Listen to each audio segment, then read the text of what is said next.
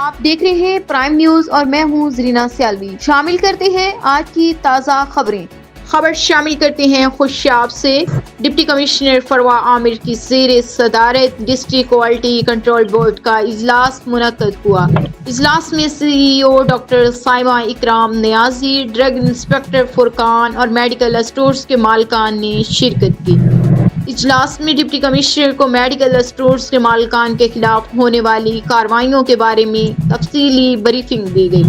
deputy commissioner Farwa عامر نے تمام record کا جائزہ لینے کے بعد متعلقہ افسران کو محکمانہ کارروائی کرنے کی ہدایات جاری